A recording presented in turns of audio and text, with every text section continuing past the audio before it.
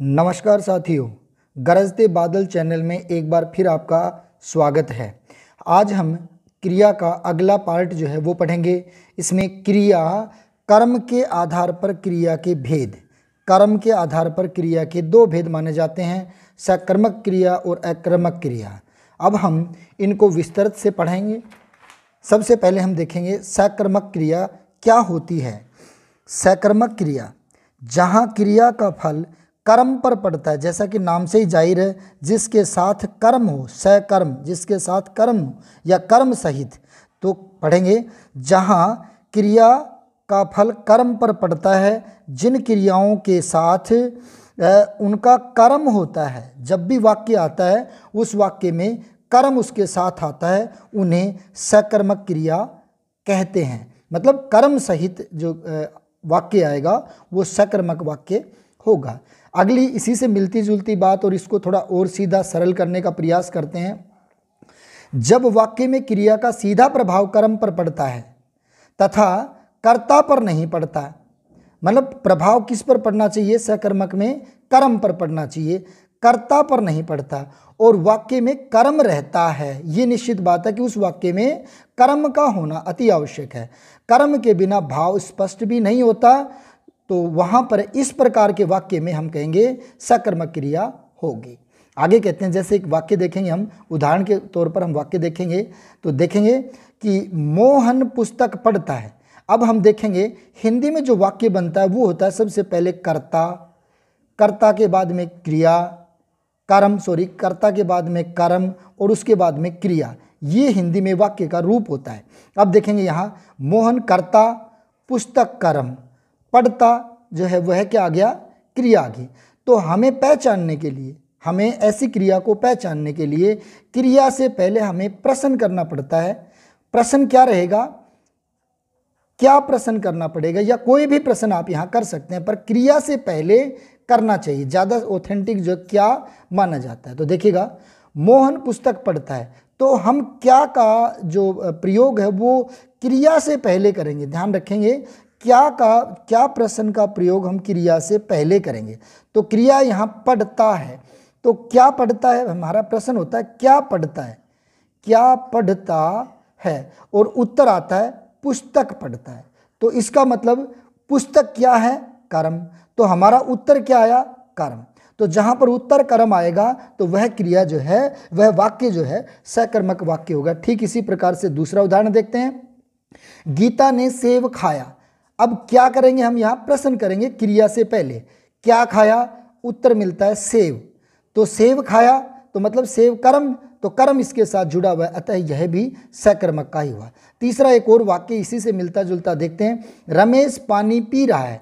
अब हम फिर प्रश्न करेंगे, क्या प्रश्न करेंगे, और क्रिया से पहले करेंगे। इस वाक्य में क्रिया पी है, तो पी से पहले हमने यहाँ क्या किया, क्या पी रहा है, तो उत्तर में हमारा आता है पानी, और वाक्य में पानी क्या है, कर्म है, अतः ये वाक्य भी कैसा हुआ, सकर्मक का ही हुआ। अब देखेंगे हम कि सकर्मक क्रियाएं कौन कौन सी होती हैं, तो एक बार उन पर भी चर्चा कर लेते हैं। जैसे पढ़ना, लिखना, दिखाना, कहना, बेचना, बनाना, और ये जो है प्रमुख सकर्मक क्रियाएं हैं। इसके बाद में देखो सकर्मक क्रिया के भेद कितने होते हैं, तो ये और देखेंगे। सकर्मक क्रिया को हम दो भागों में विभाजित कर सकते हैं, एक कर्मक क्रिया और दूसरी आएगी द्विकर्मक क्रिया। अब एक कर्मक, जैसा कि सकर्मक क्रिया के दो भेद होते हैं, एक कर्मक और द्विकर्मक। जिस वाक्य में केवल एक ही कर्म हो वह एक कर्मक क्रिया कहलाती है। जैसे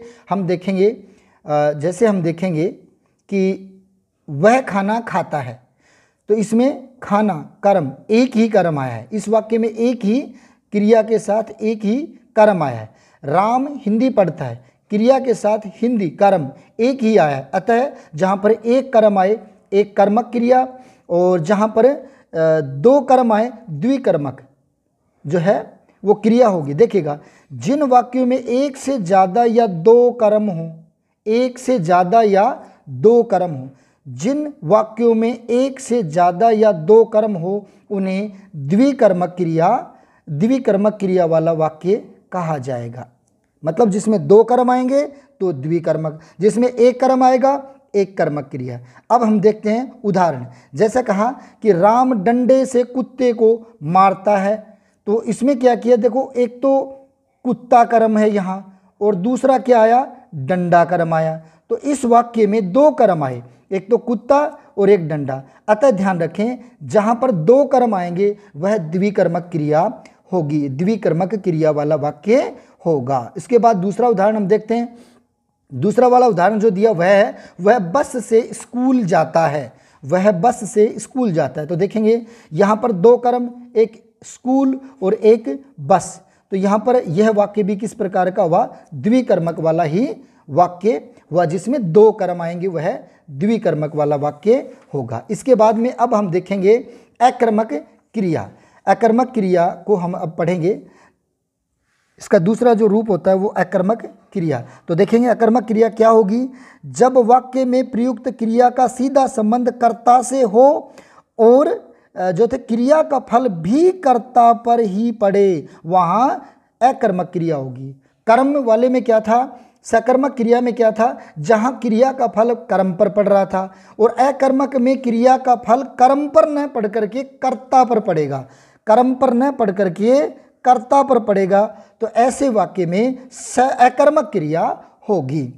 इसके बाद में इसको और सरल तरीके से देखें तो वह है वाक्य में जिस क्रिया को कर्म की आवश्यकता न पड़े या नहीं होती, जिस वाक्य में क्रिया के साथ कर्म की आवश्यकता ना हो वह अकर्मक क्रिया होगी। या इसको और सही तरीके से पढ़ें, वाक्य में जिस क्रिया को कर्म की आवश्यकता नहीं होती उसे अकर्मक क्रिया कहते हैं। जैसे देखेंगे कुछ अकर्मक क्रियाओं के उदाहरण।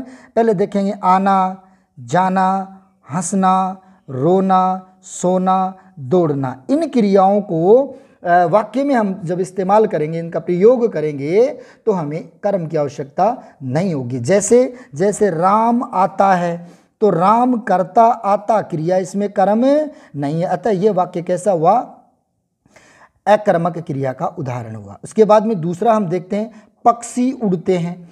तो पक्षी कर्ता हो गए, उड़ते क्रिया होगी, तो कर्ता और क्रिया दो आए, कर्म नहीं है, अतः यह वाक्य भी अकर्मक क्रिया का ही हुआ। उसके बाद में देखते हैं गीता हंसेगी। तो ठीक इसी प्रकार से वही है, कर्ता और क्रिया। बच्चा रो रहा है, बच्चा कर्ता, रो क्रिया। तो हम कहें कि इन सभी उदाहरणों में क्या था, कर्ता और क्रिया, जबकि पूरे के पूरे वाक्य अपना सही अर्थ भी दे रहे हैं। अब बात करते हैं कि अकर्मक क्रिया के भेद कितने हैं और कौन कौन से हैं। तो हम देखेंगे अधिकांश अकर्मक क्रिया के दो, अधिकांश विद्वान कह दें या यूं कह देंगे कि वे अधिकांश जो व्याकरणाचार्य जो हैं वो इसके दो भेद मानते हैं। लेकिन अगर सही दृष्टि से देखा जाए तो इनमें इसके हम तीन भेद भी कर सकते हैं। दो की बजाय मैं यहाँ तीन भेद आप लोगों के सामने रखने का प्रयास करूँगा। देखेंगे पहली हम देखेंगे जिसको कहा जाता है अवस्था बोधक पूर्ण अकर्मक क्रिया। अवस्था बोधक पूर्ण अकर्मक क्रिया, इसको पूर्ण अकर्मक क्रिया भी कह देते हैं। और एक है स्थित्यर्थक, इसका दूसरा नाम भी हमें स्थित्यर्थक जो है क्रिया हम यूं भी कह सकते हैं। अब देखेंगे इसकी परिभाषा क्या है। यह क्रिया स्थिर अवस्था में होती है, ये है इसकी महत्वपूर्ण बात। ये जो क्रिया है वो स्थिर अवस्था में होती है तथा बिना पूरक या कर्म के भी पूर्ण अर्थ देती है। ये अकर्मक क्रियाएं, ये ध्यान रखने की बात है, ये स्थित्यार्थक जो क्रिया है ये स्थिति, अवस्था, अनुमान, दशा का बोध कराती हैं, इसलिए इनको स्थित्यार्थक या हम कह सकते हैं अवस्था बोधक पूर्ण अकर्मक क्रिया कहते हैं। अब देखेंगे जैसे ईश्वर है, ये जो स्थिति है। फिर उसके बाद में देखें अशोक इस समय सो रहा है, तो ये अवस्था आ गई। कौन सी अवस्था आई, सोने की। अगर यहाँ कह देते राम पढ़ रहा है तो ये पढ़ने की अवस्था आ जाती, और है ना। इसके बाद में देखें राम जो है हंस रहा है, तो ये हंसने की अवस्था जो है वो आ गई। अतः हम कह सकते हैं ये जो थे अकर्मक क्रिया का पहला रूप हुआ। अब हम देखेंगे अकर्मक क्रिया का दूसरा रूप। तो अकर्मक क्रिया का दूसरा रूप में हम कहेंगे गत्यर्थक, और इसको कहते हैं पूर्ण अकर्मक क्रिया। तो इसमें देखेंगे इन क्रियाओं को करने वाला गतिमान रहता है। ये ध्यान रखें कि गत्यार्थक जो थी, गत्यार्थक अकर्मक क्रिया में काम का करने वाला है वो गतिमान रहता है, काम को करता रहता है। जैसे सचिन दिल्ली जा रहा है, मानी काम हो रहा है। चिड़िया आकाश में उड़ रही है, काम हो रहा है यहाँ भी। अतः हम कह सकते हैं यह गत्यार्थक जो थी, जिसको कह सकते हैं पूर्ण अकर्मक क्रिया है। इसके बाद में हम देखेंगे अपूर्ण अकर्मक क्रिया, ये तीसरा इसका रूप है। इस अर्थ के लिए हम कह सकते हैं, या ऐसी क्रिया के लिए हम कह सकते हैं, अर्थपूर्णता के लिए कर्ता से संबंध रखने वाले किसी शब्द विशेष की आवश्यकता पड़ती है। किसी शब्द विशेष की इसमें आवश्यकता पड़ेगी। जैसे जैसे मैं बीमार हूँ इसलिए आ न सकूँगा। अब ये क्रिया कैसी हुई? पूर्ण अकर्मक क्रिया। क्यों हुई? क्योंकि हमने इस परिभाषा में पढ़ा है अर्थपूर्णता के लिए, अर्थ को पूर्ण करने के लिए कर्ता से संबंध रखने वाली किसी शब्द या किसी शब्द विशेष की आवश्यकता पड़ती है। तो मैं बीमार हूँ, तो बीमार शब्द कर्ता से जुड़ा हुआ है, अतः ये अपूर्ण अकर्मक क्रिया है। दूसरा देखेंगे मोहन बहुत होशियार है, तो यहाँ ये होशियार शब्द के कारण ये जो है मोहन से कर्ता से जुड़ा हुआ है, अतः ये जो हुआ अपना अपूर्ण अकर्मक क्रिया। अब हम बात करते हैं अकर्मक क्रिया की पहचान के बारे में कि हम कैसे इसको पहचाने, कैसे इसको पहचाने जो बिल्कुल सटीक और ऑथेंटिक जो चीज़ मैं आपके सामने रखूँगा। और यहाँ काफ़ी सारे जो डाउट्स होते हैं मुझे लगता है कि वो आपके आज क्लियर हो जाने चाहिए, और करने का मैं प्रयास भी करूँगा। अगर मैं इसमें सफल रहा तो मैं अपने आप को भी धन्य कहूँगा। देखेंगे अकर्मक क्रिया को पहचानने के लिए हमें क्रिया से ठीक पहले क्या का या कोई प्रश्न करने पर उत्तर नहीं आता या उत्तर करता आता हो, वहाँ अकर्मक क्रिया होती है। इस बात को अगर हम समझ लेंगे उसके बाद में कहीं दिक्कत नहीं होगी। क्या कह रहा है कि हमें कोई भी अगर वाक्य दिया जाए तो उस वाक्य में क्रिया से पहले हमें क्या प्रश्न का करना है। अगर क्या का उत्तर हमें अगर कर्ता मिलता है या फिर कोई नहीं मिले, या तो कर्ता मिले या कोई नहीं मिले, तो ऐसी क्रिया जो है वह क्या होगी? अकर्मक क्रिया होगी। अब इसमें कई बार हम कंफ्यूज हो जाते हैं, मैं इसीलिए इस तरह के उदाहरण लेकर के आया हूं। तो देखें हमने यहाँ प्रश्न किया कि क्या, हमने यहाँ प्रश्न किया क्या उड़ती है, क्या उड़ रही है, तो उत्तर आया इसमें चिड़िया। तो चिड़िया उत्तर आने पर कई साथी कह देते हैं ये सकर्मक क्रिया है, जबकि ये अकर्मक क्रिया है। उसका कारण क्या है कि आना उत्तर अगर कर्म तो आता है, उत्तर अगर कर्म तो आता है तो सकर्मक क्रिया है। और यहाँ हमारा उत्तर क्या आ रहा है? कर्ता। हमारा उत्तर क्या आ रहा है? कर्ता। तो जब उत्तर कर्ता आएगा तो क्रिया कैसे होगी? सकर्मक क्रिया तो अकर्मक ही होगी। पुनः देखिएगा चिड़िया आसमान में उड़ रही है, तो क्या उड़ रही है? तो चिड़िया उड़ रही है, तो चिड़िया तो कर्ता हुई, तो फिर कर्म तो उत्तर आया ही नहीं, अतः ये वाक्य अकर्मक क्रिया का होगा। ठीक उसी प्रकार दूसरा देखेंगे, चिड़िया पेड़ पर बैठी है, हम प्रश्न करेंगे यहाँ क्या बैठी है, तो उत्तर आता हमारा चिड़िया बैठी है। तो चिड़िया बैठी है मतलब चिड़िया तो कर्ता हुई। आना क्या चाहिए था? अगर सकर्मक क्रिया होती तो अगर क्या करने से उत्तर कर्म में तो आता, तो क्रिया सकर्मक होती है। और हमारा उत्तर किस में आ रहा है? कर्ता में। जैसा कि परिभाषा में देखा था हमने, क्या अकर्मक क्रिया को पहचानने के लिए हमें क्रिया से ठीक पहले क्या या कोई प्रश्न करने पर उत्तर नहीं आता या उत्तर कर्ता आता हो तो वहां अकर्मक क्रिया होगी। तीसरा वाक्य और देखते हैं अब हम। जैसे पानी की बर्फ बन गई, पानी की बर्फ बन गई, क्या बन गई? पानी की बर्फ, पानी की बर्फ। तो ये हुआ कर्ता और ये क्रिया, तो यहां पर भी ये वाक्य कैसा हुआ? अकर्मक क्रिया का। अब तीसरा और देखते हैं, आसमान में बिजली कड़कड़ाती है, तो आसमान में बिजली कड़कड़ाती है, क्या कड़कड़ाती है? तो बिजली। बिजली क्या है? यहाँ कर्ता। अतः इस प्रकार के वाक्यों में अकर्मक क्रिया ही होगी। मछली पानी में तैरती है, क्या तैरती है?